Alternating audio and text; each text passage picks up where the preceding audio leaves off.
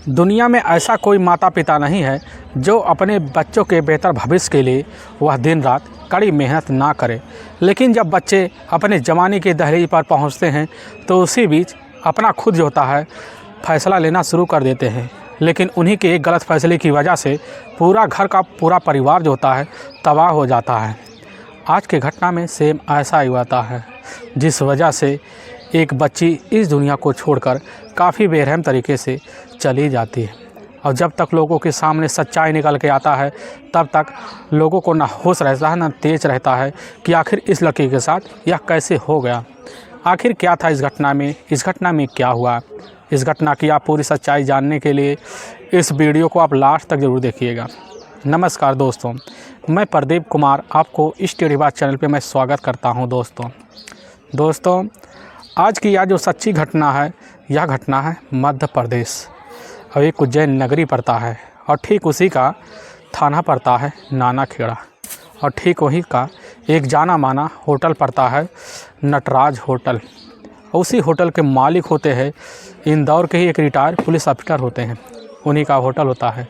उस इलाके में इतना जाना माना होटल होता है कि लगभग आने जाने वाले जितने भी टूरिस्ट होते हैं ज़्यादा उनका ठहराव उसी जो होता है वह नटराज होटल में ही बनता है। और उस होटल के देख रेख के लिए जो होते हैं वहाँ के जो मालिक होते हैं वह उस समय मैनेजर दुर्गेश पटेल को बना रखते हैं, साथ में प्रबंधक भी बना रखते हैं। अभी मैं बात कर रहा हूँ उसी होटल का। 12 अगस्त 2020 का दिन होता है, दोपहर का लगभग वही 3 बजे के आसपास का टाइम होता है।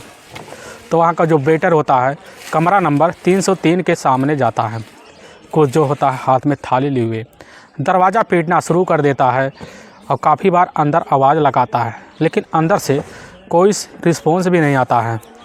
काफ़ी बार वह जो होता दरवाज़ा पीटता है लेकिन तब भी अंदर से कोई रिस्पॉन्स नहीं आता है। वेटर काफ़ी ज़्यादा परेशान हो जाता है, वह सोचने लग जाता है कि आखिर इस कमरे में कोई है कि नहीं है। इसीलिए वहाँ पर बैठे रिसेप्शन पे दुर्गेश पटेल बैठे होते हैं जो मैनेजर होते हैं, उन्हीं के सामने बोलने लग जाता है कि साहब कमरा नंबर 303 का दरवाज़ा नहीं खुल रहा है। हमने काफ़ी जो था उस दरवाजे पर पिटाई की लेकिन अंदर से कोई रिस्पॉन्स नहीं आ रहा है। तभी दुर्गेश के सामने खड़ा हुआ एक व्यक्ति और होता है, वह कहने लग जाता है कि उसमें तो एक महिला और एक व्यक्ति आए थे, जो अभी जो है तुरंत जस्ट आधा घंटे पहले जो होता है एक व्यक्ति वह यह बता के गया उसमें हमारी मैडम है, उनका देखभाल करना, हम जा रहे हैं मार्केट, अभी आएंगे। और इसी बात को जैसे बेटा सुनता है वह काफ़ी अचंभा सा रह जाता है, वह सोचने लग जाता है कि अगर अंदर कोई है तो आखिर कोई रिस्पॉन्स क्यों नहीं आ रहा है। इसीलिए दुर्गेश जो होते हैं तुरंत यह बात को सुनते हैं। सुनने के बाद दुर्गेश पटेल जो होते हैं उसी समय वह लिस्ट देखते हैं, उसी लिस्ट में उस व्यक्ति का मोबाइल नंबर होता है। उसी मोबाइल नंबर पर जो बाहर गया हुआ था उसी कस्टमर के पास फ़ोन करते हैं। जैसे फ़ोन करते हैं तो मोबाइल नंबर जो होता है वह स्विच ऑफ बता देता है और तुरंत का तुरंत दुर्गेश पटेल जो होते हैं अचंभा सा रह जाते हैं। उनको ऐसे लगता है कि पूरा हिल्स आ गए। दुर्गेश पटेल यह सोच लेते हैं कि हो ना हो यह जो होता है काम काफ़ी बड़े घटना को लग रहा अंजाम दे रहा है। इसीलिए दुर्गेश पटेल अपने बेटर और अपने कुछ स्टाफ को साथ लेकर कमरा नंबर 303 के पास पहुंचते हैं। पहुंचने के बाद दुर्गेश पटेल और उनका बेटर जो होते हैं तुरंत ही दरवाजे पर से आवाज़ लगाना शुरू कर देते हैं, लेकिन अंदर से तब भी कोई रिस्पॉन्स नहीं आता। फिर दरवाजे को पीटते हैं लेकिन तब भी अंदर से कोई रिस्पॉन्स नहीं आता है। और उसी बीच वह समझ जाते हैं कि लग रहा कोई बड़ी अनहोनी की यह घटना है। इसीलिए तुरंत दुर्गेश पटेल जो होते हैं अब मास्टर की चाबी मंगवाते हैं। मंगवाने के बाद दरवाजे को खोलते हैं और जैसे दरवाज़ा खुलता है तो अंदर का नज़ारा देखकर दुर्गेश पटेल के पैरों तली से ज़मीन खिसक जाती है। वह हंस देखते हैं कि एक बेड है, उसी बेड पे उस युवक के साथ आई युवती जो होती है उसी फोल्डिंग पे पड़ी हुई है। पूरा जो होता है चेहरा पूरी खून से लथपथ अवस्था में होता है। वह समझ जाते हैं कि उस व्यक्ति ने ही इस महिला की हत्या करके काफ़ी साजिश के तहत यहाँ से फरार हो गया है। तुरंत ही वहाँ मुआयना करना शुरू कर देते हैं। उनको यह मामला काफ़ी गंभीर लगता है। तुरंत ही जो होते हैं काफ़ी स्टाफ वहाँ इकट्ठा हो जाते हैं। जो होटल के लगभग जितने भी कस्टमर आए थे सभी इकट्ठा हो जाते हैं, सभी हल्ला गुल्ला करना शुरू कर देते हैं। हल्ला गुल्ला करने की वजह से तुरंत ही दुर्गेश पटेल अपने नज़दीकी पुलिस थाने नानाखेड़ा में खबर दे देते हैं। नानाखेड़ा के थाना प्रभारी होते हैं ओपी अहिर, और जैसे उनको कानों में खबर पहुंचती है तुरंत ही अपने दल बल टीम को लेकर उसे जो होता है नटराज होटल में पहुंचते हैं। क्योंकि वह जो कमरा होता है, कमरा नंबर 303 जो होता है, होटल के 3rd फ्लोर पे होता है। इसीलिए वहाँ पर चढ़ते हैं। चढ़ने के बाद देखते हैं कि ओपी अहिर तुरंत ही देखकर नज़ारा वहाँ दंग रह जाते हैं, क्योंकि आसपास काफ़ी ज़्यादा कस्टमरों का भीड़ लगा हुआ होता है। कस्टमर को हटाते हैं और कमरा नंबर 303 में दाखिल होते हैं। अब ओपी सिंह अहिर तुरंत ही नज़ारा देखकर वहाँ उनके पैरों तले से जमे खिसक जाती है, क्योंकि देखते हैं युवती का जो चेहरा है पूरी तरह से खून से लथपथ अवस्था में है। ओपी सिंह तुरंत ही अब उस युवती की जो होता है शिनाख्त करना शुरू कर देते हैं। अंदाज़ा लगा लेते हैं कि इस युवती का उम्र लगभग 20 से 23 साल के बीच है।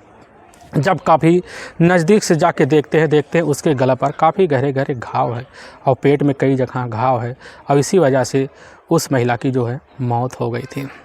और पुलिस उसी समय बॉडी का पंचनामा करती है। पंचनामा करने के बाद दुर्गेश पटेल से पूछने लग जाती है कि यह सब कैसे हुआ। दुर्गेश पटेल कहने लग जाते हैं कि साहब, यह तो अभी मात्र जो होता है 2 ही घंटे आए पहले। आने के बाद जो होता है हमसे पूछने लग जाते हैं, साहब आपके पास रूम खाली है। हमारे पास आए, हमने इनको जो होता है कमरा नंबर 303 की चाबी दे दिया, लेकिन ये दोनों जो होते हैं अपने आप को पति पत्नी बता रहे होते हैं। इसे ही कमरे में शिफ्ट करा दिया, लेकिन अपना नाम पता हमारे इस जो होता है फाइल में दर्ज करवा लिए हैं। अब ओपी अहिर जैसे इस बात को वह जो होता है दुर्गेश के तहत सुनते हैं। सुनने के बाद जो होता है उसी फाइल को चेक करते हैं। आमतौर ज़्यादातर अगर देखा जाए ऐसे केस में मामले जो होते हैं नाम पता सही नहीं दर्ज होते हैं, लेकिन जो नाम पता दर्ज हुआ था उसी पते पर पुलिस संपर्क करती है। और संपर्क करने के बाद पता लगता है युवक का नाम होता है सुभाष प्रोवाल और युवती का नाम होता है तनु परिहार। और जैसे पुलिस नाम के द्वारा पता पाती है इनके एड्रेस का, तुरंत ही पुलिस जो होती है अब तनु परिहार के घर वालों को सूचना दे देती है। सूचना के देने के बाद जो होते हैं तनु परिवार की जो माँ होती है तुरंत ही आशा देवी घटनास्थल पर पहुंचती है। पहुंचने के बाद तनु की बॉडी को देखकर वहीं पर चीख कर तनु का नाम लेकर चिल्लाना चीखना शुरू कर देती है। आशा देवी के ही तहरीर पर जो होता है जैसे ही तनु का शिनाख्त कर लिया जाता है तो तुरंत ही पुलिस जो होती है तनु की बॉडी को पंचनामा करने के बाद अपने ही नज़दीकी सरकारी अस्पताल में पोस्टमार्टम के लिए भिजवा देती है। अब पुलिस जो होती है आशा देवी को अपने साथ जो होता है थाने ले आती है। थाने ले आने के बाद पुलिस उनसे खूब पूछताछ करती है, लेकिन जो चौंकाने वाला खुलासा करती हैं उसी बिना पर पुलिस की जो टीम होती है सुभाष प्रोवाल के ऊपर हत्या का मुकदमा दर्ज कर लेती है। दर्ज करने के बाद जो होती है वह आशा देवी को समझा बुझाकर घर वापस भेज देती है। और पुलिस उसी समय इस घटना के बारे में जानकारी हासिल करने के लिए अपनी टीम भी लगा देती है और इसके लिए केस की जाँच पड़ताल शुरू कर देती है। और पुलिस जो होती है उसी समय सुभाष प्रोवाल का सबसे पहले मोबाइल नंबर जो होता है सर्विलांस पे लगा देती है। सर्विलांस पे लगाने के बाद उसके मोबाइल पर दोबारा कॉल करती है, तब भी उसका मोबाइल नंबर जो होता है स्विच ऑफ बता देता है। पुलिस का सर्विलांस के जरिए जो होता है यह मकसद काफ़ी जल्द से कामयाब हो जाता है। पता चलता है कि 24 घंटे के अंदर ही वह जो होता है उत्तर प्रदेश के ही आगरा में एक जो होता है गाँव में छिपा हुआ है। और जैसे खबरियों के द्वारा पता लगता है पुलिस की टीम जाती है सुभाष प्रोवाल को कस्टडी में लेने के लिए। पुलिस की टीम जाती है सुभाष प्रोवाल को ही आगरा के ही पुलिस टीम के द्वारा जो होता है उसको जल्द से जल्द कस्टडी में लेती है। कस्टडी में लेने के बाद उसको थाने ले आया जाता है।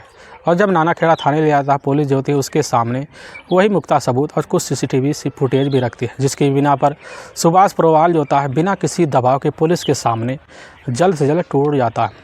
लेकिन पुलिस के सामने जो चौंकाने वाला खुलासा करता है इससे सुनने के बाद ना किसी को अपने कानों पर विश्वास होता है, ना किसी को सोचने और समझने के लिए शक्ति बचती है।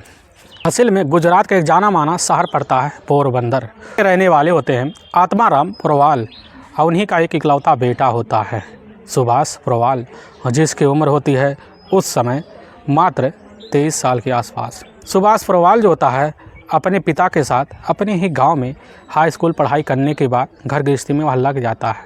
लेकिन आत्माराम प्रोवाल को जब लगने लगता है कि हमारे परिवार का गुजारा जो होता है खेती के बलबूते होने वाला नहीं है, तभी उसी बीच जो होता है कुछ साल पहले जो होता है वह पोरबंदर को छोड़ने के लिए फैसला ले लेते हैं। उसी बीच अपने परिवार सहित जो होते हैं वह उज्जैन के ही नानाखेड़ा इलाके में आकर एक कमरा किराए पर लेते हैं। वहीं पर अपने बेटे और अपने परिवार के साथ रहना भी शुरू कर देते हैं। वह आत्माराम तुरंत ही एक टेम्पू के लेते हैं। टेम्पू लेने के बाद उसी को चलाते हैं और इसी की वजह से आत्माराम जो होते हैं अपने घर परिवार का जो खर्चा होता है उसी से झेल पाते थे।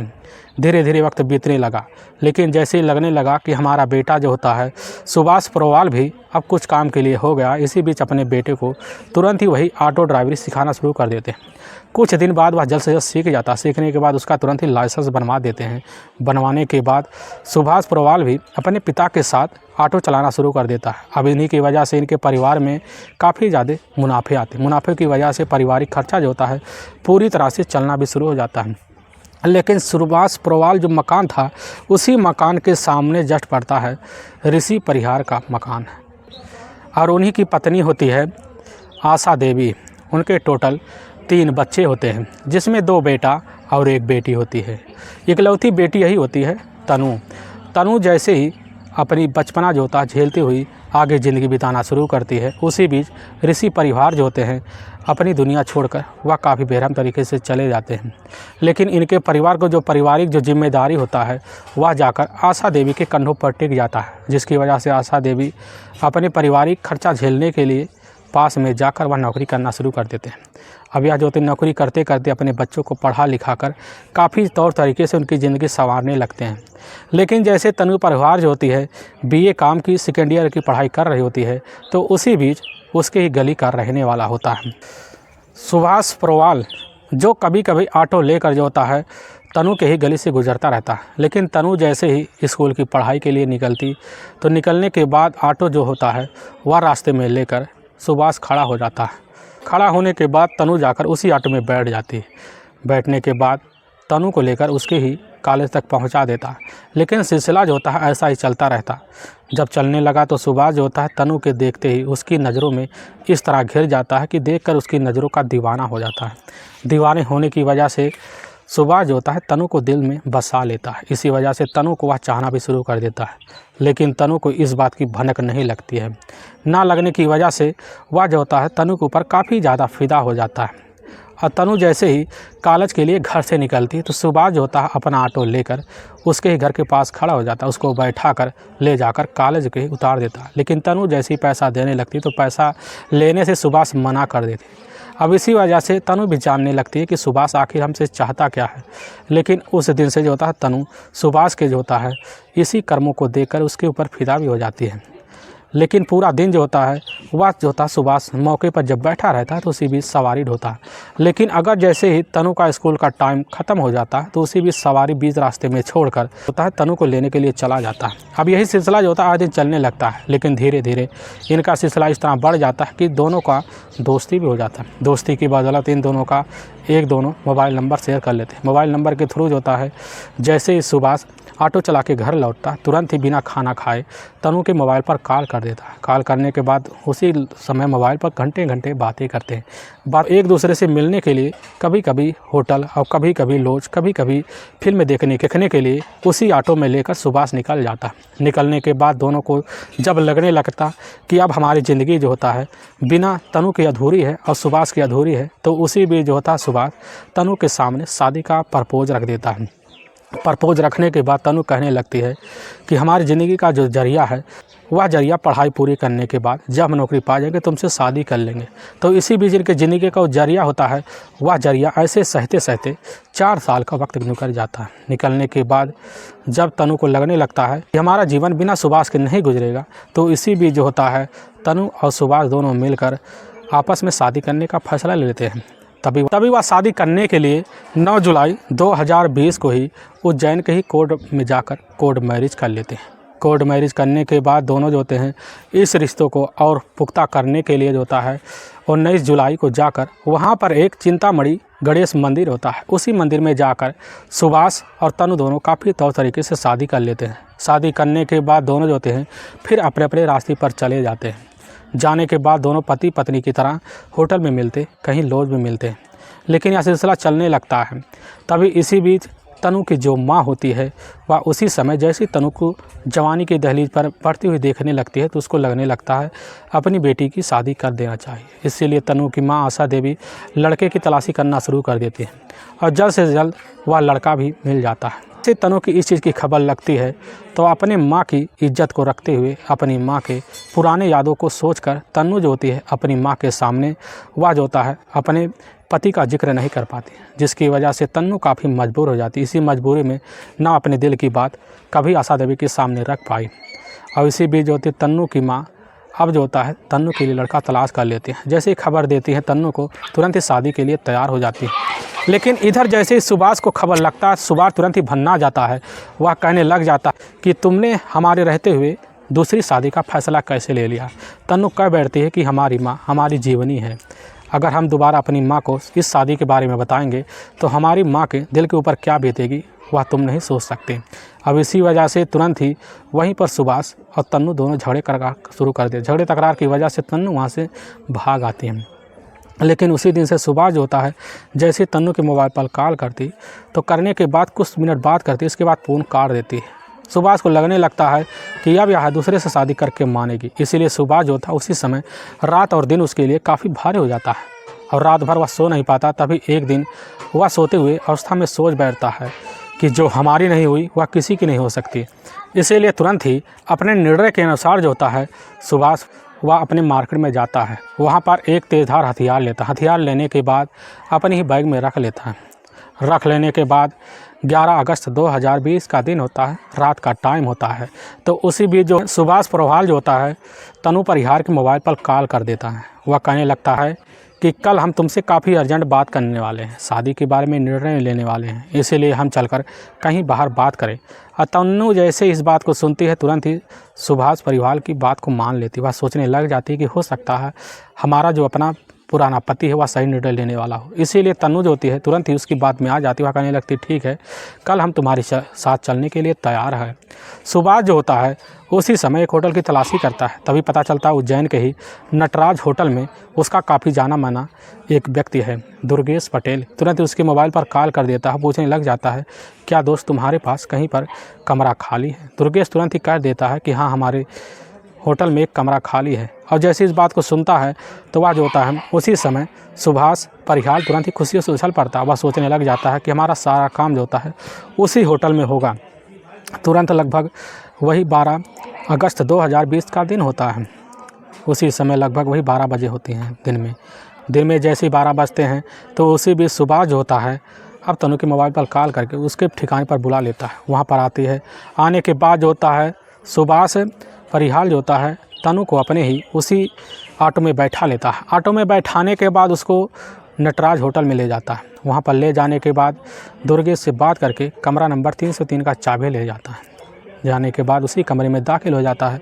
फिर जैसे ही तनु वहाँ पर बैठती है तुरंत ही उसी समय अब सुभाष परिहार उसी समय शादी का जिक्र कर देता है, जिसकी वजह से तन्नू कह देती है कि हमारी माँ जहाँ पर हमारी शादी का फैसला ले चुकी है हम उसको टालने वाले नहीं हैं। हम अपनी माँ के ही बताए हुए लड़के के साथ शादी करेंगे। और जैसे इस बात को वह जो होता है सुभाष परिहार इस बात को सुनता है तुरंत ही वहाँ पर भन्ना जाता है। उसके चेहरे पर एकदम लाली से आ जाती है। उसी गुस्से में अपने पीछे से वह जो होता है तेज़धार हथियार निकालने के बाद तुरंत जो होता है तन्नू परिहार के गले पर कई बार वार करता है, जिस वजह से तन्नू परिहार जो होती है कटे हुए पेड़ की तरह वहीं बेड पर गिर जाती है।